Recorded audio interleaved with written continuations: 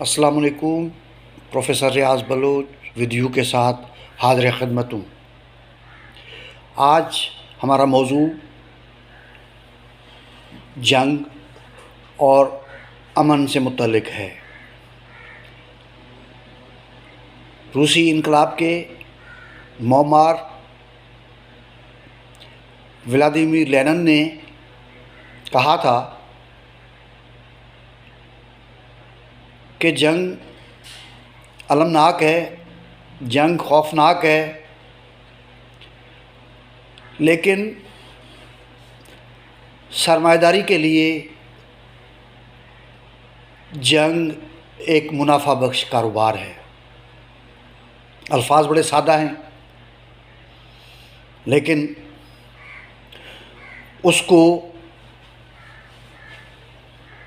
Sociology, history, economics, فلسفی، psychology کے نقطہ نظر سے دیکھا جائے تو ان تمام پہلوؤں کے حوالے سے یہ کہنا بہت ہی اہم ہے۔ اگر ہم 20-25 سال ماضی کی طرف اپنے خطے اور مڈل ایسٹ کی طرف جائیں تو ہمیں یہ لگتا ہے کہ عراق کے عوام کو آزاد کرنے کے لیے امریکہ نے عراق پہ حملہ کیا،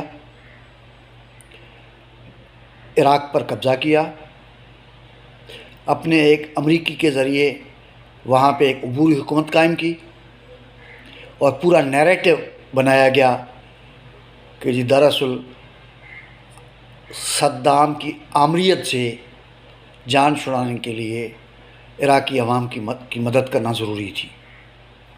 لیکن پس منظر میں کیا تھا؟ کون سے مفادات تھے؟ مفادات عراق کے جو قومی وسائل ہیں ان پر قبضہ کرنا تھا، مڈل ایسٹ جو معدنیات، تیل اور گیس کے ذخائر سے مالا مال ہے، اس کے اندر اپنے پہلے سے موجودگی کو مزید مستحکم کرنا تھا، اور وہاں سے لوٹ کھسوٹ کرنی تھی۔ یہی لیبیا کے ساتھ انہوں نے کیا۔ معمر قذافی کی حکومت کو طاقت کے بل پر ختم کیا گیا۔ معمر قذافی اچھے انسان تھے یا برے انسان تھے؟ ان کی حکومت اچھی تھی یا بری تھی؟ صدام حسین اچھا تھا یا برا تھا؟ یہ فیصلہ کرنا عراق اور لیبیا کے عوام کا کام تھا، نہ کہ امریکہ کا۔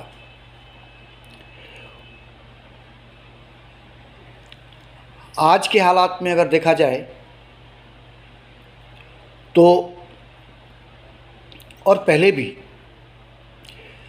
جنگ کے جو مقاصد ہوتے ہیں وہ معاشی ہوتے ہیں۔ کسی ایک ملک کو کمزور کر کے، ان کو فتح کر کے، اور وہاں کے وسائل کی لوٹ مار کی جاتی ہے۔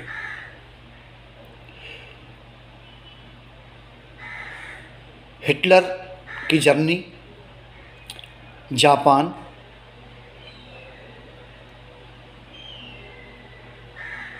سیکنڈ ورلڈ وار میں شکست کھا گئے، لیکن اس جنگ میں ہوا کیا؟ کروڑوں لوگ مارے گئے، اس سے کہیں زیادہ بے گھر ہوئے، عام لوگوں کا نقصان ہوا، لیکن کچھ کا فائدہ بھی ہوا۔ وہ امریکی سامراج تھا، اور یورپ کے کچھ ممالک تھے جو شدید ترین معاشی بحرانوں کی وجہ سے انتہائی مشکلات کا شکار تھے، اور کچھ کے لیے یہ تھا کہ ان کا جو سرمایہ تھا وہ اتنا بڑھ چکا تھا کہ ان کو امپیریلسٹ جو کردار ہے اس کو ادا کرنے کے بغیر ممکن نہیں تھا کہ وہ جو اپنے ملک کی سرحدوں کے رہ کے اندر پروفٹ کما سکیں۔ تو ایک ڈسٹرکشن کا پروسیس شروع ہوا، اور اس ڈسٹرکشن کے نتیجے میں عام آدمی نے نقصان اٹھایا، غریب نے نقصان اٹھایا، لیکن تعمیر نو کے نام پر ٹریلینس آف ڈالر یورپین اور امریکنس نے جو ایک سامراجی کردار کے طور پر سامنے آئے انہوں نے اٹھایا، بلکہ آج بھی جاپان جنگی تاوان کے طور پہ امریکہ کو پیسے ادا کرتا ہے سالانہ بنیادوں پہ۔ اس خطے کے اندر بھی یہی صورتحال ہے۔ یہاں پر جب کوئی ایسی سچویشن پیدا ہوتی ہے تو ایک نیریٹو بلڈ کیا جاتا ہے، حب الوطنی کا نیریٹو، مسلمانیت کا نیریٹو، عظیم قوم کا نیریٹو۔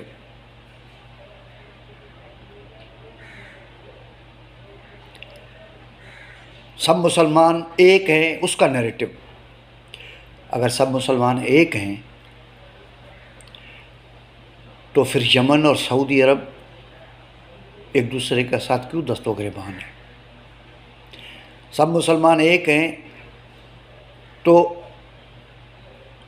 طالبان کے ساتھ، جن کی ہم نے 40 سال مدد کی ہے ہماری ریاست نے، تو ان سے تعلقات کشیدہ کیوں ہیں ہمارے؟ اگر سب مسلمان ایک ہیں تو ایران پاکستان ٹینشن کیوں ہے؟ ایران نے عالمی جو قوانین ہیں ان کی خلاف ورزی کرتے ہوئے کیوں پاکستان کے اوپر میزائل اور ڈرون حملے کیے ہیں؟ سب مسلمان ہیں، اگر مسلمانوں کی بات ہے، سب عرب ہیں، عرب ممالک کی بات ہوتی ہے، لیکن یہ ٹینشنز کی بنیاد نہیں ہوتی، یہ اپنے لوگوں کی حمایت حاصل کرنے کا ایک ہتھیار ہوتا ہے۔ ادروائز دوسری صورت میں یہ سارے کے سارے جو ساری جنگیں ہیں وہ اس کے پیچھے معاشی مفادات ہوتے ہیں، حکمران طبقات کے، اشرافیہ کے، توسیع پسندی کی ہوتی ہے ضرورت، تاکہ کسی ملک کو زیر کر کے اور اس کے وسائل کو اپنے قبضے میں لا کے اس میں لوٹ کھسوٹ کی جائے۔